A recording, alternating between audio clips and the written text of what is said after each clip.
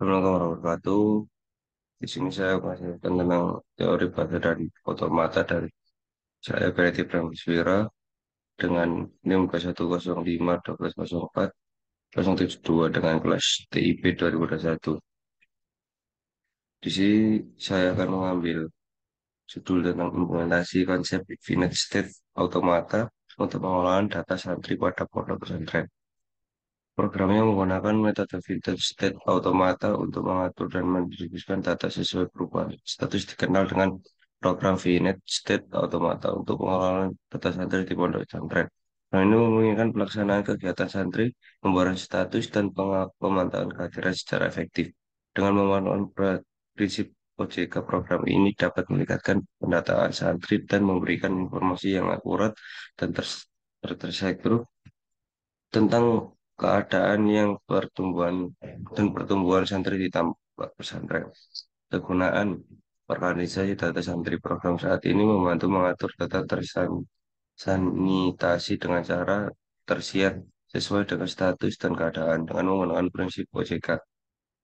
Data santri dapat dikelompokkan ke dalam keadaan atau kategori yang sesuai seperti daftar santri baru, aktif, absen, atau alumni.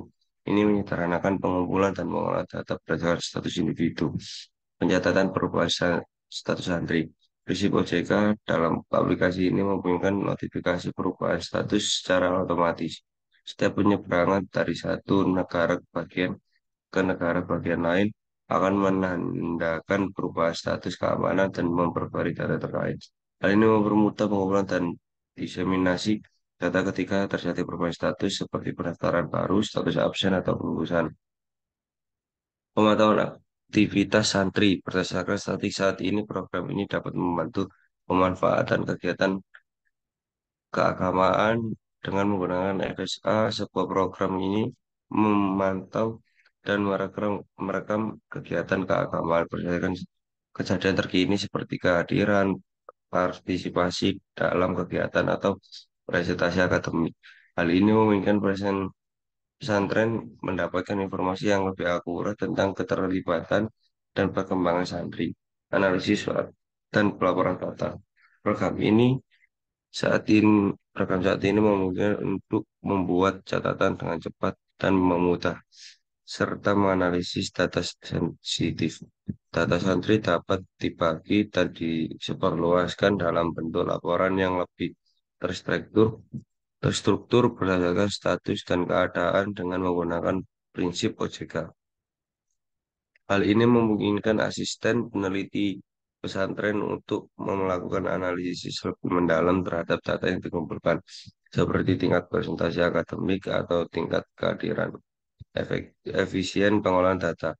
Efektivitas program pengolahan data santri ini dapat ditingkatkan dengan menggunakan prinsip OJK. OJK memungkinkan penyetiran data sesuai dengan kondisi saat ini, memungkinkan penyelesaian operasi secara otomatis dan terstruktur terkait dengan perubahan status santri. Ini mengurangi kebutuhan akan pengeboran manual yang memakan waktu dan meningkatkan resiko kesalahan.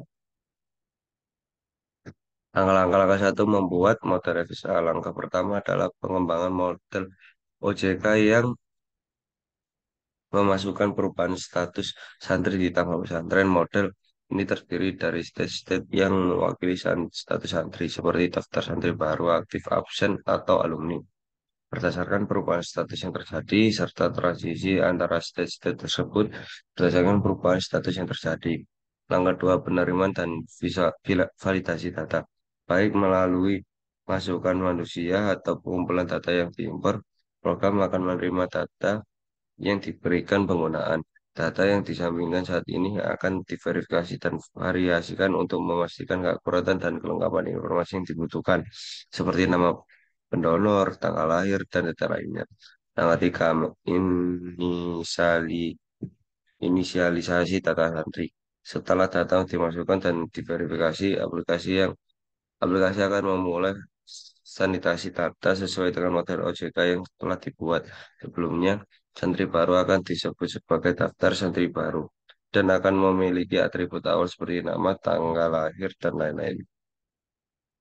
Angka 4, pemeriksaan perubahan status berdasarkan data masukan yang diberikan program akan membuat perubahan status yang diperlukan. Misal jika ada informasi tentang kehadiran santri, program akan mengubah status santri menjadi aktif atau absen tergantung pada kehadiran atau ketidakhadiran yang ada. Prosedur ini memvalidasi perpindahan pengawal pegawai federal dari satu negara bagian ke negara bagian lain dalam FSA.